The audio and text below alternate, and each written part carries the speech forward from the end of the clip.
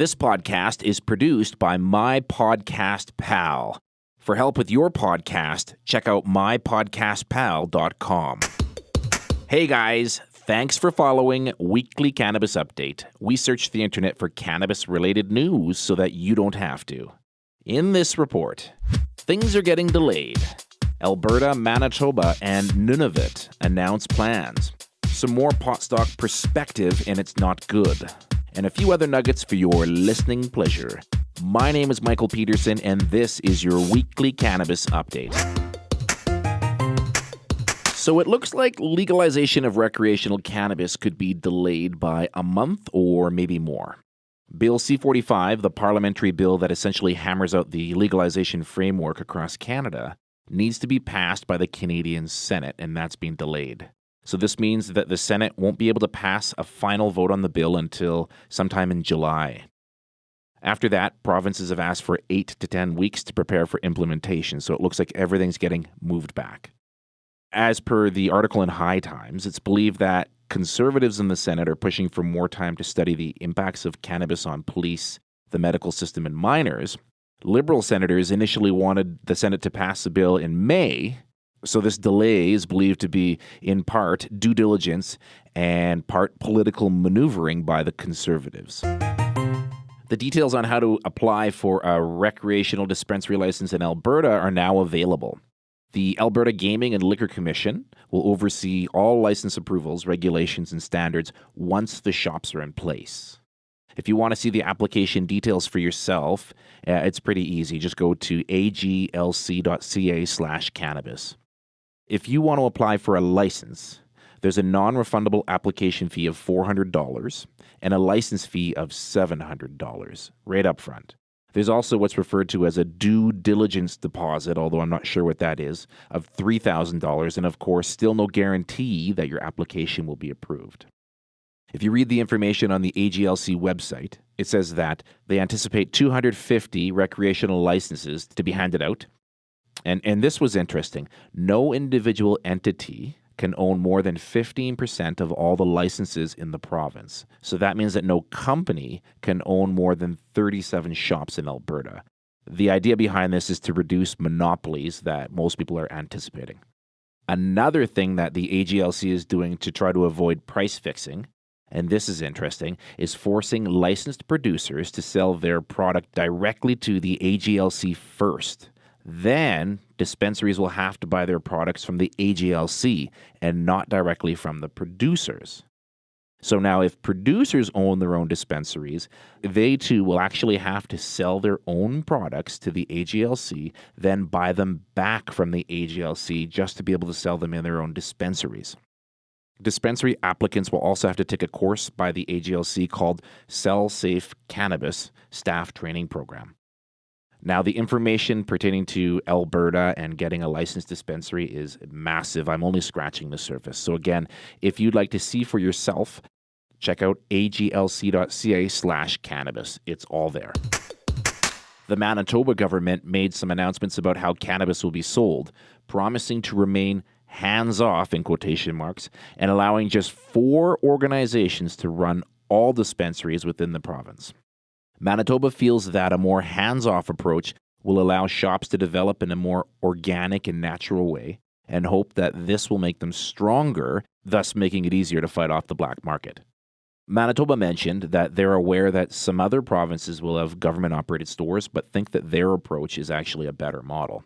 The 4 companies that will be allowed to run dispensaries in Manitoba are a tag team between Delta 9 Cannabis and Canopy Growth, National Access Cannabis, which is partnered with several First Nations groups, Tokyo Smoke, and a numbered company with no official name as of yet, but also representing a number of First Nations groups. Background checks are yet to be done, and a series of checks and balances will need to be handled by the potential groups before final approvals and licenses are actually granted. Although 2 of the companies selected seem to have deep First Nations ties, the Manitoba Métis Nation spoke out in disappointment about not being on the short list, claiming that once again Métis have been ignored by the government. Some of the country's largest companies are reaching out to the federal government to give them greater power to conduct mandatory drug tests on employees. An article in the Globe and Mail said that companies want Bill C-46. Now, Bill C-46 is the bill that makes it easier for police to crack down on impaired drivers. And they want that bill to also include clauses allowing them to impose mandatory drug and alcohol tests on employees like airline pilots, drivers, and heavy equipment operators. The Canadian Construction Association says that with the legalization of cannabis, there's an opportunity for the government to introduce new legislation allowing employers to require these tests on employees in what are referred to as safety-sensitive industries. The problem that the federal government still faces is their lack of tech that would allow them to accurately test and prove cannabis impairment. More to follow on that one. So since Alberta has now revealed the formal application process for a recreational dispensary license in the province, it's expected that hundreds and maybe thousands of hopeful applicants will be applying for what many believe will be a golden ticket to print money should a license be granted to them. But not according to an article in the Edmonton Journal that claims that a marijuana retail license may not be the cash cow that everyone thinks it will be. A spokesperson from Vancouver-based Aura Cannabis, now that's Aura Cannabis, not Aurora Cannabis, said that the margins will be slim and that there will be most likely a shortage in supply in the first 18 months.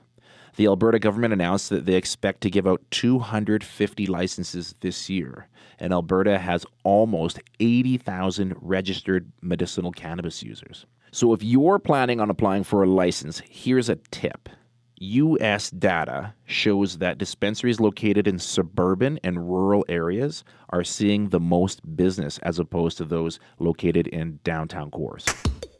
An article published by Yahoo Finance says that if you're hoping to get rich off pot stocks at this stage in the game, you're too late.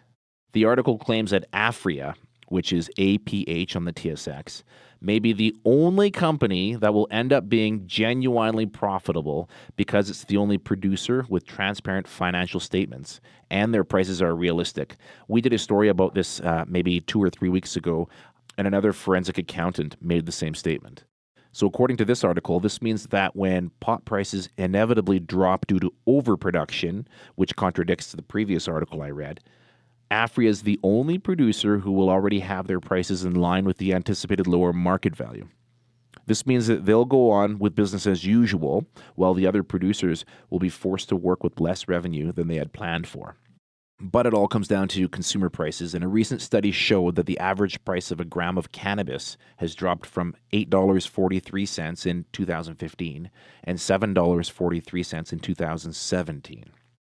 Now check this out. The Ontario government is planning on selling 1 gram for $10 plus a $1 tax on the first gram and 10% tax per gram beyond the first gram.